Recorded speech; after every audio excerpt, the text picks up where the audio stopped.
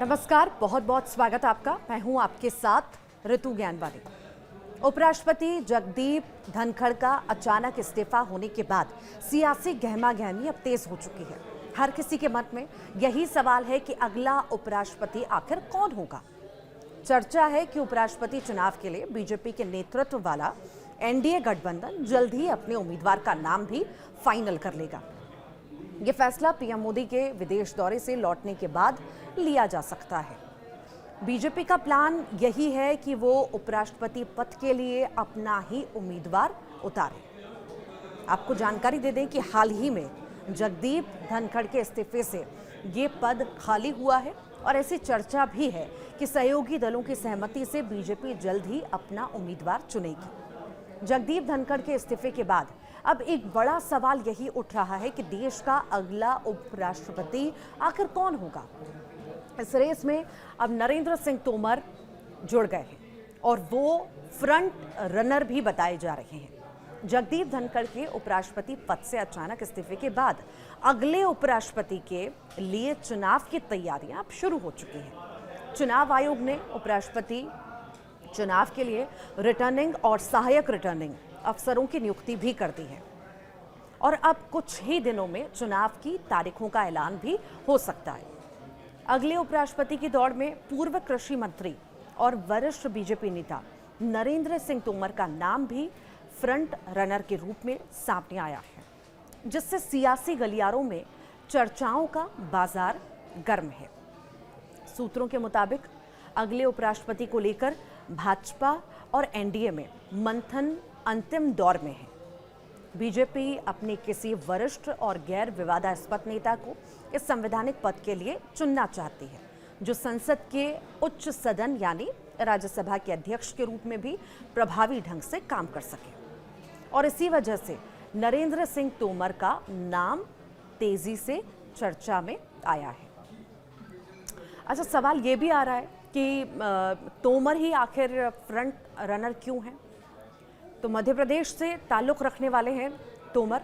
लंबे समय तक कृषि विभाग उन्होंने संभाला, ग्रामीण विकास और संसदीय कार्य जैसे अहम मंत्रालयों का जिम्मा वो संभाल चुके हैं। उन्हें संसद में अनुशासन और संवाद की मिसाल भी माना जाता है। उनकी कार्यशैली को लेकर सभी दलों में सम्मान का भाव रहा है और यही बात अब उन्हें उपराष्ट्रपति पद की दौड़ में मजबूती से खड़ा भी कर रही है। हालांकि तोमर के अलावा और भी नाम हैं जिन पर चर्चाएं हैं। उपराष्ट्रपति पद के लिए चर्चा में हैं और भी नाम। राज्यसभा के उपसभापति हरिवंश नारायण सिंह को भी मजबूत दावेदार माना जा रहा है। जनता दल यानी यूनाइटेड के सांसद 2020 से ही इस पद पर हैं। हरिवंश को मोदी सरकार का विश्वास पात्र भी माना जाता है और उनकी गैर विवादास्पद कार्यशैली उन्हें इस दौड़ में आगे भी रखती है। इसके अलावा कुछ सूत्रों का कहना है कि बीजेपी अपने किसी अन्य वरिष्ठ नेता या राज्यपाल के अनुभव वाले नेता को भी इस पद के लिए चुन सकती है। आखिर उपराष्ट्रपति का चुनाव होता कैसे है, ये भी कई बार जहन में आता है।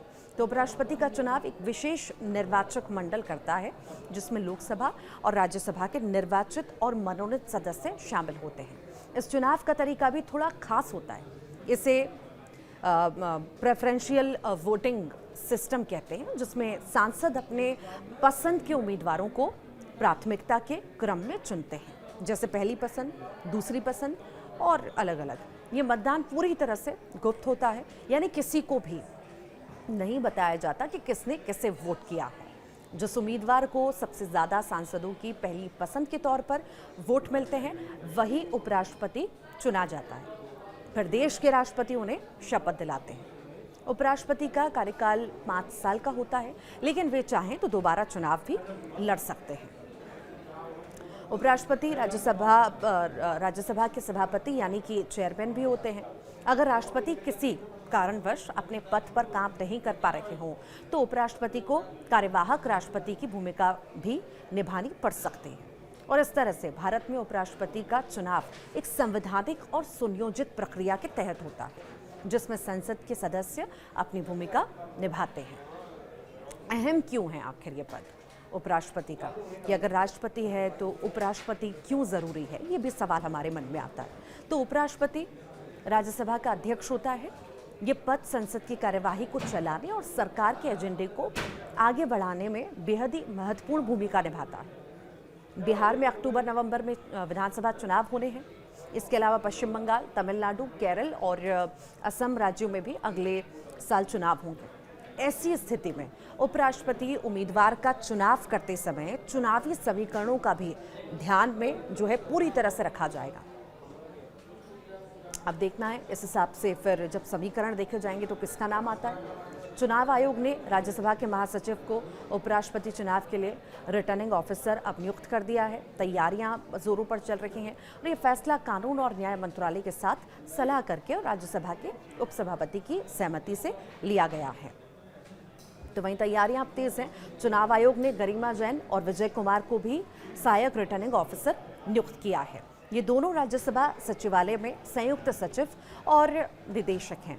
जगदीप धनखड़ के इस्तीफे से उपराष्ट्रपति का पद खाली हुआ था, जिसके कारण ये चुनाव ज़रूरी अब हो चुका है। चुनाव आयोग ने पहले ही कहा था कि उसने चुनाव की घोषणा से पहले की गतिविधियां शुरू कर दी हैं। अब देखना होगा कि कौन सा नाम सामने आता है। कई सारे नाम दौड़ में तो हैं ही हैं, पर ऐसी पसंद पहली होगी जो विवादों से दूर रहा हो, अनुभवी नेता रहा हो, और उसे प्राथमिकता देने का काम बीजेपी या एनडीए कर रही है। फिलहाल नाम कई सारे हैं चर्चा में, मोहर किस पर लगती है देखना बेहद ही महत्वपूर्ण होगा। नमस्कार।